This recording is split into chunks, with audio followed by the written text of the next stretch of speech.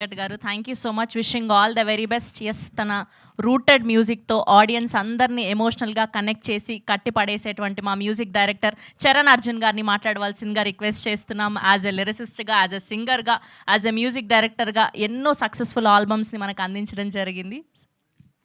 Thank you. నా గురించి నాకే తెలియదు, మీరు చెప్తుంటే చాలా బాగుంది.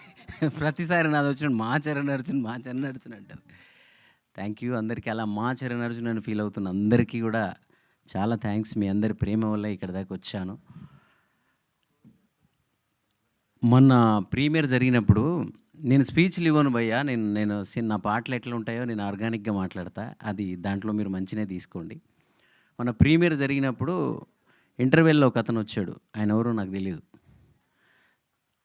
చరణ్ అర్జున్, నువ్వు ఏ పాట చేసినా చాలా అద్భుతంగా చేస్తున్నావు, అది ప్రైవేట్ సాంగ్లైనా సినిమాలైనా లేదంటే పొలిటికల్, ఇప్పుడు రేవంత్ రెడ్డి గారు సీఎం లాంటి మనిషి ఎక్కడికి వెళ్ళినా నీ పాటే వస్తుంది, అన్నీ బాగానే చేస్తున్నావు, కానీ ఎక్కడో అనుకున్న స్థాయిలో నువ్వు కనపడతలేవు, అనుకున్న సినిమాలు చేయట్లేవు, ఆ ఫామ్లో రావట్లేవు, ఎక్కడ ప్రాబ్లం ఉందో ఒకసారి నిన్ను నువ్వు ప్రశ్నించుకో అన్నాడు ఆయన.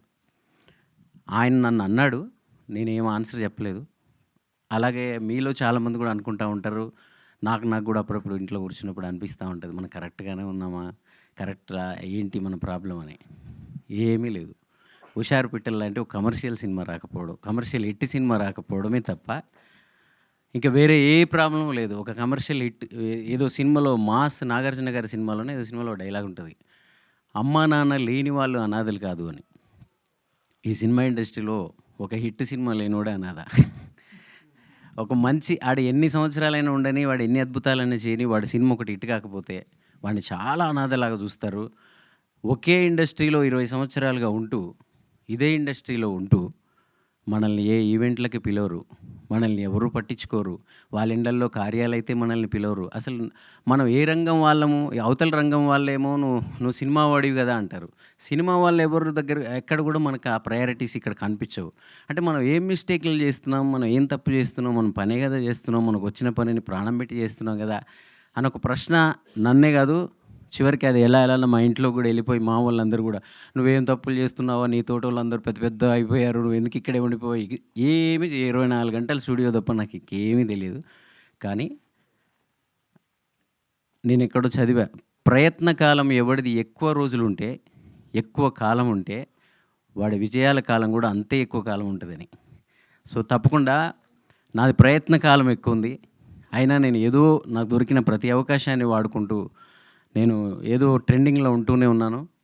నేను ఎప్పుడు కూడా యూట్యూబ్లో దాదాపు ప్రపంచమంతా కరోనా వచ్చి అందరూ సినిమాలు అన్నీ బంద్ అయిపోయి ఇళ్ళల్లో ఉన్నప్పుడు కూడా నేను నాకున్న ప్రతిభని, నా స్టూడియో సిస్టమ్ని అంతా తీసుకెళ్ళి మా ఊరికి తీసుకెళ్ళి ఏదో ఒకటి చెప్పాలి కదా ప్రజలకి, ఏదో ఒక మంచి విషయాలు చెప్పాలి కదా అని, ఒక క్యాస్టిజం గురించి నువ్వో రాయి నేనో శిల్పి, అన్నదమ్ముల గురించి, అలాగే నాన్న గురించి, ఊరి గురించి, పల్లె గురించి ప్రతిదీ విషయాల్ని బోధిస్తూ నేను ఆ రోజు అందరి డబ్బులు దాచుకుంటుంటే, ఆ డబ్బులతో నేను వర్క్ చేస్తూ ఊర్లో రోజు ఒక 50 మందికి భోజనాలు పెడుతూ షూటింగ్లు చేశాను. ఆ పాటలే నన్ను ఇక్కడ దాకా నిలబెట్టాయి. ఆ పాటలు విన్న వాళ్ళకి, చూసిన వాళ్ళందరికీ కూడా నేను ఎప్పుడు ఏం అడగలే. కనీసం నా ఛానల్ని సబ్స్క్రైబ్ చేసుకోండి అని కూడా నేను ఎప్పుడు అడగలేదు. ఇప్పుడు అడుగుతున్నా, ఊరికి 10 మంది అని ఉంటారుగా, థియేటర్ దగ్గర 10 మంది నా పాటలు విని వాటి ద్వారా ఎంతో కొంత నేర్చుకున్న వాళ్ళు, ఫీల్ అయిన వాళ్ళు, కలిసిన అన్నదమ్ములు, తండ్రి విలువ తెలుసుకున్న వాళ్ళు తప్పకుండా ఉంటారు. కల్ట్ ఫ్యాన్స్ అందరూ ఉంటారు. ఫ్యాన్స్ అనే మాట మాట్లాడితే ఓహో ఈయనకు అప్పుడే ఫ్యాన్స్ ఉన్నారా అనుకునే వాళ్ళు అనుకోవచ్చు. నేను కాన్ఫిడెంట్గా చెప్తున్నాను, సినిమా నాకు హిట్ ఇవ్వకపోవచ్చు, సినిమాల ద్వారా నాకు ఏమొచ్చిందో నాకు తెలియదు, కానీ నా పాట ద్వారా నాకు చాలామంది ఫ్యాన్స్ ఉన్నారు, ప్రపంచవ్యాప్తంగా ఉన్నారు. వాళ్ళందరూ ఒకటే చెప్తారు, నువ్వు ఆల్రెడీ ప్రూవ్ చేసుకున్నావు కదన్నా, నువ్వు ఈ పాటలు చేయి, ఇండిపెండెంట్ పాటలు చేయి, నువ్వు ఎందుకు ఆపేసావు అంటారు. మీ అందరికీ ఇదే ఆన్సర్. నేనేమంటే, నాకు సినిమా పిచ్చి బాయ్, సినిమా కోసమే వచ్చిన. నా పాట 100 మిలియన్లు ఒక ప్రైవేట్ సాంగ్ కొట్టినా నాకు ఆనందం ఉండదు. నా సినిమా పాట 1 మిలియన్ వస్తే నాకు చాలా హ్యాపీ ఉంటుంది. నాకు సాక్షాత్తు రాష్ట్ర ముఖ్యమంత్రులే తెలుసు, మాజీ ముఖ్యమంత్రి తెలుసు, ఇప్పుడున్న ముఖ్యమంత్రి తెలుసు, డైరెక్ట్ ఫోన్లో మాట్లాడతాను నేను. వెళ్ళి నాకు ఏదో ఒకటి చేయండి అంటే ఏదో చేస్తారు, ఏదో సెటిల్ అయిపోవచ్చు.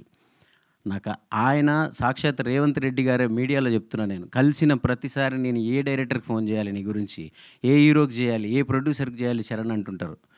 నాకు తెలుసు ఒక హిట్ సినిమా లేకపోతే ముఖ్యమంత్రి కాదు ప్రధానమంత్రి చెప్పిన మనోళ్ళు వినరని. సో తప్పకుండా నాకు ఆ హుషారు పిట్టలు నేను ఆ రోజు అన్నతో చెప్పిన సీఎం గారితో, "అన్న నాకు ఒక హిట్ పడితే నా ఇండస్ట్రీ నన్ను గుర్తిస్తుంది, నా సినిమా వాళ్ళందరూ నన్ను దగ్గర తీస్తారు. ఆ టైం కూడా దగ్గరికి వచ్చింది.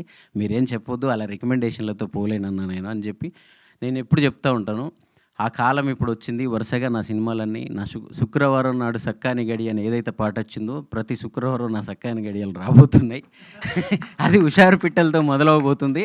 సో నేను మన వాళ్ళందరికీ నేను చెప్పేది అదే, ఇక నుంచి నేను అద్భుతమైన సినిమాలు చేస్తాను. మీరు కోరుకున్న ఎక్కడ మ్యూజిక్ డైరెక్టర్గా ఉండాలో అక్కడ ఉంటాను. సురేష్ బాబు గారు కానీ, బెక్కం వేణుగోపాల్ గారు కానీ, వెంకటేష్ గారు, వీళ్ళందరి ప్రేమ ఉంది నాకు. సో కానీ మీరు నాకు ఒక్కటే ఒక సపోర్ట్ చేయండి. ఏంటంటే మీ చరణ్ అర్జున్ ఇక్కడ అనాథలాగా ఉండడం మీకు ఇష్టమా?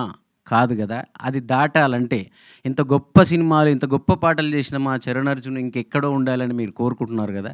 దానికి ఒకటి, ఏ ఊరిలో ఉన్న 10 మంది అయినా, ఆ 10 మంది అయినా ముందు రండి థియేటర్కి. మొదట నన్ను నమ్మండి. నేను ఎప్పుడు మీకు ఏ రోజు కూడా అబద్ధాలు చెప్పేవాడిని కాదు. నా పాటల్లో చివరిలో వాయిస్ ఓవర్ ఉంటుంది. ఆ వాయిస్ ఓవర్ 1 నిమిషం వాయిస్ ఓవర్నే మీరు ఎంతో ఫీల్ అవుతుంటారు. మీరు స్టేటస్లు పెట్టుకుంటారు కదా. అలాగే ఈ సినిమాలో 2 గంటలు ఉంటుంది. ఈ సినిమాలో మా భిక్షు అంత 2 గంటలు అద్భుతమైన విషయాలు చెప్పినాడు. నేను మొన్న చూసిన, నేను యాక్చువల్లీ చాలామంది అంటుంటారు నా సినిమాలు, నేను ఇంతకుముందు మొన్న రిలీజ్ అయిన సినిమాల రిజల్ట్లు కూడా నేను ముందే చెప్పిట్టున్నాను అందరికీ. నన్ను అప్పుడు అందరు తిట్టుకునేవాళ్ళు, "నువ్వు ఇన్ని సినిమాలు చేస్తున్నావు, మా సినిమాలను ఎక్కువ మోయవు, హుషారు పిట్టల గురించి ఎక్కువ చెప్తావు, హుషారు పిట్టల గురించి ఎక్కువ." ఇది సురేష్ బాబు గారు తీసుకోక ముందే మీరు బాగా అబ్జర్వ్ చేస్తే నాది ఫేస్బుక్లో ఒక పోస్ట్ ఉంటుంది. ఈ సినిమా ఎవరైనా పెద్దవాళ్ళ చేతులు పడితే ఇది రీసౌండ్ చేస్తుంది, భిక్షు హుషారు పిట్టలైన పేర్లను గుర్తుపెట్టుకోండి అని చెప్పి నేను ఒక పోస్ట్ రాసిన. మీ ఇద్దరం ఇట్లా నిలబడి ఆ రోజు నన్ను చాలామంది అన్నారు, "మా సినిమాల గురించి నువ్వు ఎక్కువ మాట్లాడవు, హుషారు పిట్టల గురించి ఎందుకు మాట్లాడతావు" అని. నాకు తెలుసు, నేను ఒక టెక్నీషియన్గా ఎప్పుడు సినిమా చూడను, పని చేస్తానంతే. బయటకు వచ్చిన తర్వాత నేను ఆడియన్ లాగా చూస్తాను ఆ సినిమాని. మొన్ననే లాస్ట్ ప్రీమియర్ చూసినప్పుడు చాలా గ్యాప్ తర్వాత చూసి సెకండ్ హాఫ్లో 4 సార్లు ఏడ్చాను నేను. 4 సార్లు సినిమాలో ఏడ్చాను. 4 సార్లు ఏడిపించాడు, ఏడవడం కాదు. సో భిక్షు, నేను మళ్ళీ ఒకటే చెప్తున్నా, మళ్ళీ గుర్తు చేస్తున్నా, నా పాటల్ని విని నా పాటలతో అనుబంధం పెంచుకున్న ప్రతి ఒక్కరూ, ఆ థియేటర్, నియర్ బై థియేటర్లలో మీరు ఎంతమంది ఉంటే అంతమంది వెళ్ళండి. నా ఇన్స్టా, ఫేస్బుక్ అట్లలో ఆ టికెట్లను నాకు షేర్ చేయండి. మళ్ళీ ఏ రోజు కూడా నేను ఈ సినిమా బాగుంది, ఈ సినిమాకి వెళ్ళండి అనే మాట చెప్పను మీరు డిసప్పాయింట్ అయితే. మీరు తప్పకుండా ఈ సినిమా ద్వారా చాలా మంచి విషయాలు నేర్చుకుంటారు. ప్రతి ఇంటికి ఈ సినిమా వెళ్ళాలి, ప్రతి మనిషి ఈ సినిమా చూడాలి. దానికోసం అందరం సైనికుల్లాగా, నా పాటల ఫ్యాన్స్ అందరు కానీ, నా పాటల సబ్స్క్రైబర్స్ అందరు కానీ కూడా మీరందరి ఒక్క బాధ్యత మీరు ఎత్తుకోండి. ఈ సినిమా తర్వాత మీ చరణ్ అర్జున్ మీరు ఎక్కడ ఉండాలని కోరుకున్నారో అక్కడ ఉంటాడు. అలాంటి మంచి మంచి సినిమాలు ఇంకా నెక్స్ట్ కూడా రాబోతున్నాయి. సో మొదటి హుషారు పిట్టలు సినిమా నన్ను అలాగే పాటలు, చిరంజీవి అద్భుతమైన పాటలు రాశారు. శుక్రవారం సక్కని గడి అనే పాట, ఆ పాట విని ఒక డైరెక్టర్ నాకు ఫోన్ చేశాడు.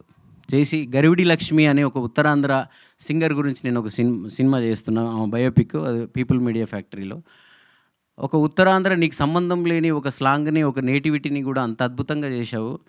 తెలంగాణ బ్యాక్డ్రాప్లో వస్తున్న శుక్రవారం లాంటి పాటను, సినిమాని కూడా నువ్వు అంతే అద్భుతంగా, ఈ పాట విన్న తర్వాత నాకు అనిపించింది. ఆయన ఒక పెద్ద ఆయన పేరుతో, ఒక మాస్టర్ పేరుతో నన్ను పోల్చిందని చెప్పారు. అది నేను చెప్పలేను కానీ. సో అలాంటి చిన్న చిన్న మెసేజ్లు, అలాంటి కాల్స్, ఆ పాట రిలీజ్ అయిన రోజు ఒక 20-30 వచ్చి ఉంటాయి నాకు. తప్పకుండా ఈ సినిమా రిలీజ్ అయిన రోజు ఆ కాల్స్ ఇంకా పెరుగుతాయి. సినిమా ఇండస్ట్రీ కూడా నన్ను ఆశీర్వదిస్తుంది, నన్ను గుర్తిస్తుంది. నేను ఏదైతే అనాథలాగా ఫీల్ అవుతున్నానో ఇదే ఇండస్ట్రీలో ఉండి, అది ఆ రోజుతో ఆగస్టు 15తో పోయి ఏం మాట్లాడాలన్నా భయం. మైక్ పట్టుకుంటే ఇది మాట్లాడితే ఇది తప్పవుద్దేమో, ఇది మాట్లాడితే అది తప్పవుతుందేమో, మనం ఎందుకే మనల్ని, నీకు అవకాశాలు వస్తలేవో నన్ను అంటారేమో, ఈ భయాలతో బతుకుతున్న నాలాంటి మనిషికి ఆగస్టు 15 స్వతంత్రం రాబోతుంది. ఒక విజయంతో వచ్చే మాటలు, ఒక విజయంతో మనిషి అంటే చాలామంది అంటూ ఉంటారు, నేను చెప్పే ఒక చిన్న పాట ద్వారా ప్రజల్లోకి అది చొచ్చుకుపోయి చాలామంది మారుతూ ఉంటారు, ప్రభుత్వాలే మారాయి నీ పాటల వల్ల అంటుంటారు. అంత శక్తివంతమైన పాట, అంత మంచి విషయాలను చెప్పగలిగే ఒక మనిషిని గెలిపించే బాధ్యత మీ అందరికి కూడా ఉంటుంది. సో నేను గెలిస్తే అది చాలా మంచి జరుగుతుంది సమాజానికి. మంచివాడు గెలిపేప్పుడు సమాజానికి మంచిది. నేను చాలా మంచివాడిని సగర్వంగా చెప్తున్నా. హుషారు పిట్టలు నేను గెలవడానికి నాకు ఒక మంచి పునాది కాబోతుంది. ఆ హుషారు పిట్టల సినిమాకి మీరు అందరూ ఆగస్టు 15 రోజు వస్తారు. తప్పకుండా నన్ను గెలిపిస్తారు, మా టీం అంతా గెలిపిస్తారని కోరుకుంటున్నా. థ్యాంక్ యూ చరణ్ అర్జున్ గారు. Thank you so much. ఎవరు చెప్పారు మీరు అనాథ అని? మీరు చేసిన సినిమాలు ఫెయిల్ అయి ఉండొచ్చు కానీ యాజ్ అ మ్యూజిక్ డైరెక్టర్గా మీరు ఎప్పుడు హిట్టే మాకు. అది లగ్గమైనా అది విమానమైనా we all are there for you. ఎప్పుడు కూడా ఆ మాట ఇప్పుడు నేను మాట్లాడొద్దు. నేను హుషారు పిట్టలకి ఇది ఐదు ప్రెస్ మీట్లు 5 సార్లు ఈవెంట్లు అయింటాయి కదా. నేను చేసిన ఒక సినిమా కనీసం ఒక ఈవెంటే లేదు నాకు. అయ్యే ఒక మీడియాలో మాట్లాడిందే అంటే ఇప్పటిదాకా ఏర్పరచుకున్నదంతా నా సొంతంగా ఏర్పరచుకున్నదే.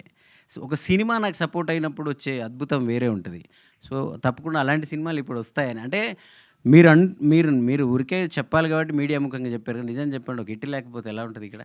అట్లా కాదు కానీ మీరు చేసిన సినిమాలన్నీ మా కానీ అందరికీ గుర్తున్నాయి. అవును, ఆ హిట్ లేకపోయినా పాటల ద్వారా నేను నిలబడగలిగానంటే అది ప్రేక్షకులు నాకు ఇచ్చిన ప్రేమ, మీరందరూ నాకు ఇచ్చింది. థ్యాంక్ యూ థ్యాంక్ యూ అండి. Thank you so much. And ఇప్పుడు